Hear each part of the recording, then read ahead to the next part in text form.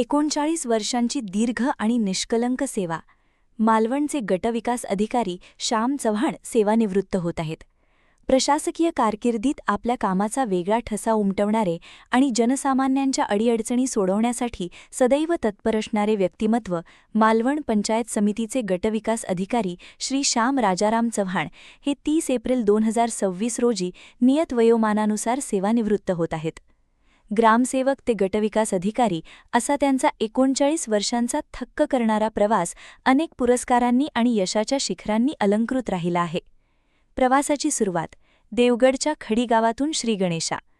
मूळचे मालवण तालुक्यातील नांदोसकट्टा गावचे सुपुत्र आणि BA पदवीधर असलेल्या श्री चव्हाण यांनी 13 जानेवारी 1987 रोजी देवगड तालुक्यातील खुडी गावातून ग्रामसेवक म्हणून नोकरीची सुरुवात केली.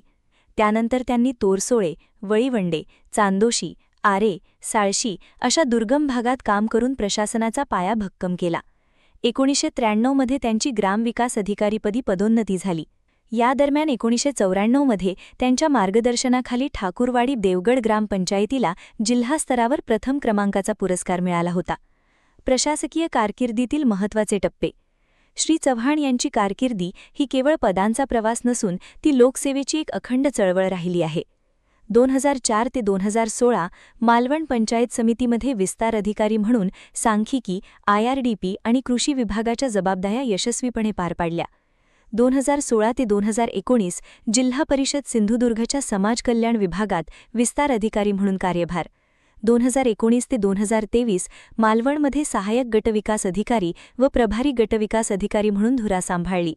2024 ते निवृत्तीपर्यंत कुडाळ येथे सहाय्यक गटविकास अधिकारी म्हणून सेवा दिल्यानंतर अखेर मालवणचे गटविकास अधिकारी म्हणून ते सन्मानाने निवृत्त होत आहेत.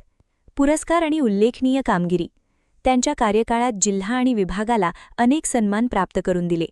यशवंत पंचायत राज अभियान 2023-24 मध्ये विभागात प्रथम आणि 2025 मध्ये मालवणला जिल्ह्यात दुसरा क्रमांक मिळवून देण्यात त्यांचे नेतृत्व मोलाचे ठरले.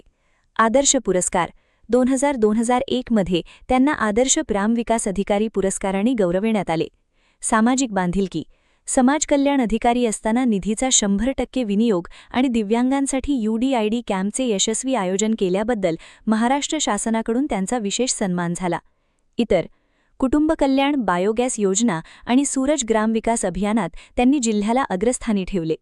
आबा हवालदार या नावाने वडिलांची नांदोसकट्टा भागात ओळख आहे. श्याम चव्हाण यांचे वडील कै राजाराम चव्हाण तथा आबा हवालदार हे सैन्य दलातून निवृत्त झाले. त्यांनी सीमेवर देशाची सेवा केली. आई श्रीमती रजनीने काबाड कष्ट करून मुलांना शिक्षण दिले. शेतात राबून संस्कार दिले, प्रेम दिले.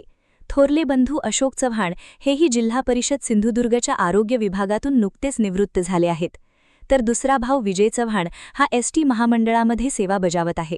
वडिलांनी देशसेवेचे व्रत घेतले तर श्याम यांनी जनसेवेचे व्रत घेऊन वडिलांचा वसा पुढे चालविला आहे. लोकप्रतिनिधी आणि जनतेचा समन्वय. केवळ एक अधिकारी म्हणून नव्हे तर लोकप्रतिनिधी आणि सामान्य जनता यांच्यातील दुवा म्हणून चव्हाण यांनी काम केले. आमदार निलेश राणे यांच्या आमसभेत सचिवपदाची धुरा असो किंवा ग्रामपंचायतींच्या मासिक सभा, त्यांनी प्रत्येक ठिकाणी आपल्या अनुभवाचा आणि कौशल्याचा वापर करून प्रश्न मार्गी लावले. आज 30 एप्रिल रोजी एका धडाकीबाज प्रशासकीय कारकिर्दीची सांगता होत असली तरी त्यांनी निर्माण केलेली कामाची संस्कृती जिल्ह्यासाठी नेहमीच मार्गदर्शक ठरेल.